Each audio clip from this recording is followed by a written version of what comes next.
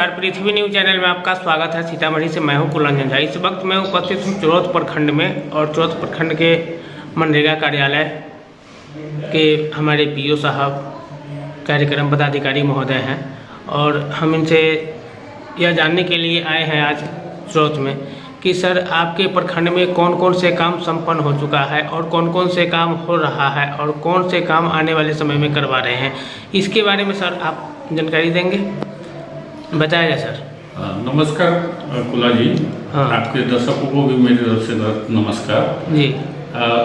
महात्मा गांधी राष्ट्रीय ग्रामीण रोजगार योजना के तहत हमारे प्रखंड में जो मूलभूत आवश्यकताएं हैं, जैसे कि पहला लोगों की ज़रूरत है सड़क, क्योंकि ये एक बाढ़ प्रभावित क्षेत्र है और ज़िला से सुदूर है, तो जो यहाँ के ग्रामीण सड़क है उसकी हालत जो है सो प्रत्येक वर्ष गड़बड़ा जाती है, इसलिए उसका डिमांड ज़्यादा होता है। हम लोग ने लगभग 150 सड़कों का पिछले बार जीर्णोद्धार किया है, जिसमें मिट्टीकरण और ईंटकरण का भी कार्यक्रम है।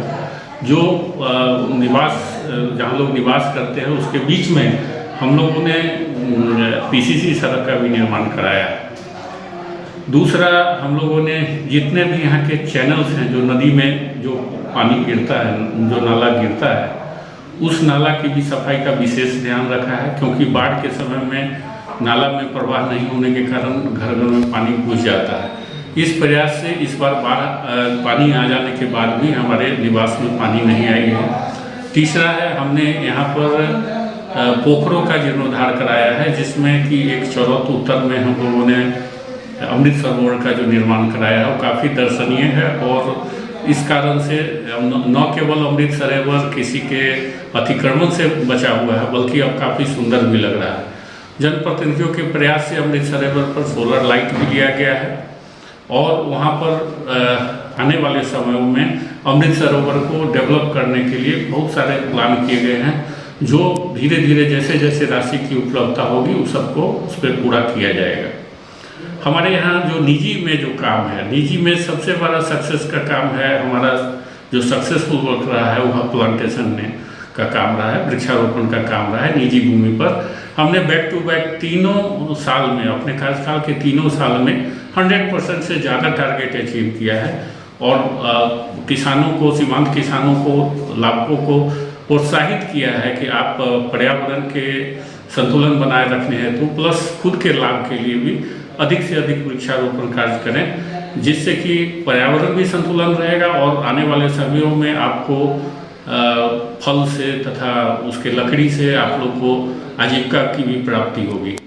तीसरा काम हमने जो निजी क्षेत्र में किया है वो निजी खेत पोखर का काम है, वह काम भी काफ़ी सफल रहा है, क्योंकि यहाँ जो है सो मछली पालने वाले जाति का भी बहुत बड़ी संख्या में है और वो लोग अपना मछली पालन में एक्सपर्टाइज रखते हैं। हमारे फार्म में लगभग 3 साल में 150 फार्मों का निर्माण किया गया है, जिसमें से लगभग 80-90 पौंड में जो है सो मछली पालन का काम सफलतापूर्वक चल रहा है। इससे भी लोगों के जीवन स्तर में सुधार आया है, उनकी आजीविका जो है सो सुनिश्चित हुई है।